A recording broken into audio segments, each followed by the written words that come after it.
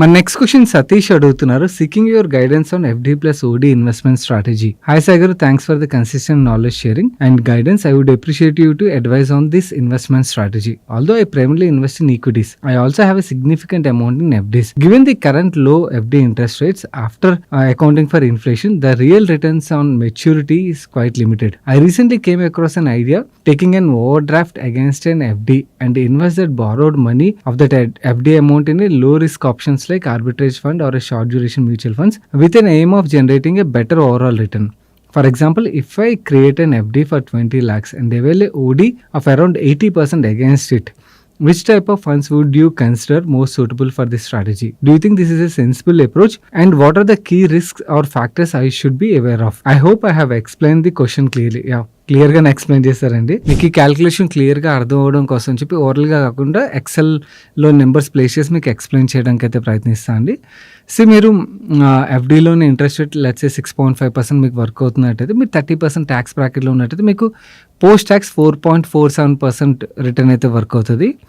మీరు ఏమన్నారు, దీని అగేన్స్ట్గా నేను ఓడి తీసుకుంటా అంటున్నారు. 80% ఓడి అమౌంట్ వరకు అంటే 20 lakhs మీకు 16 lakhs ఓడి అయితే వస్తుంది. నౌ ఎఫ్డి అగేన్స్ట్ ఓడీలకి మీకు ఇంట్రెస్ట్ రేటు 100 basis points నుంచి 200 basis points అడిషనల్గా ఛార్జ్ చేస్తారు. అంటే మీకు 6.5% ఎఫ్డీలో వర్కౌట్ అవుతున్నట్టయితే ఇంట్రెస్ట్, ఓడి 7.5% ఆర్ 8.5% ఇంట్రెస్ట్కి అయితే ఆఫర్ చేస్తారు. లెట్స్ మీ సిబిల్ అది బాగున్నది, బ్యాంక్తో మీ రిలేషన్ బాగున్నది, మీకు ఓన్లీ 1% అడిషనల్ ఛార్జ్ చేస్తున్నారు అనుకుందాం.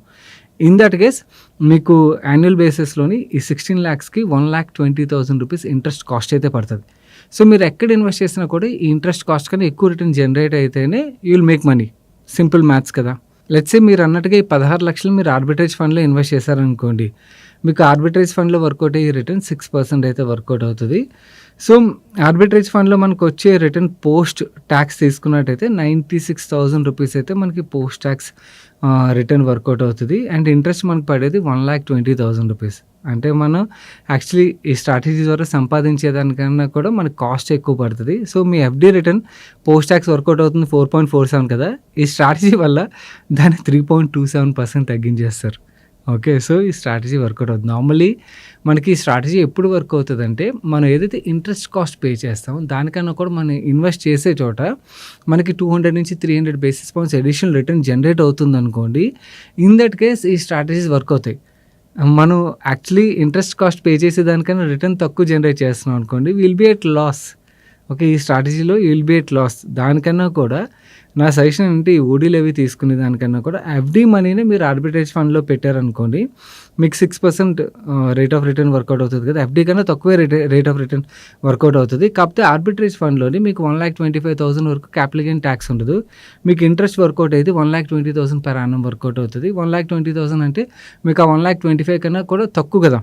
సో మీకు ట్యాక్స్ పార్ట్ పడదు. సో ట్యాక్స్ పార్ట్ పడినప్పుడు ఏమవుతుంది, మీకు 6% ఆర్బిట్రేజ్లో రిటర్న్ వర్కౌట్ అయినట్టయితే మీకు నెట్ పోస్ట్ ట్యాక్స్ కూడా మీకు 6% రిటర్న్ వర్కౌట్ అయిపోద్ది. వేరే ఎఫ్డీలో మీకు 4.47 కదా. మీరు ఎఫ్డీలో వర్కౌట్ అవుతున్న రిటర్న్ని ఎన్హాన్స్ చేసుకోవాలి అంటే నా పోస్ట్ ట్యాక్స్ రిటర్న్ ఎన్హాన్స్ చేసుకోవాలనుకున్నట్టయితే డైరెక్ట్గా ఇన్వెస్ట్ చేయడం వుడ్ బి బెటర్ ఆప్షన్. కానీ ఇలా మనం ఓడీ తీసుకుని ఇన్వెస్ట్ చేయడం వల్ల you will be at loss. Actually normally ఈ స్ట్రాటజీ ఎవరైనా కూడా high risk category of investment రిలేటెడ్గా తీసుకుంటారు, కానీ I don't even suggest that. Okay, in fact దానికన్నా కూడా మీరు ఎఫ్డి బదులు ఇక్కడ పార్క్ చేయడం would be better, straight away park చేయడం వుడ్ బి బెటర్ ఐడియా అవుతుంది. ఈ ఫుల్ వీడియోని చూడడానికి ఇక్కడ ఉన్న వీడియో మీద క్లిక్ చేయండి.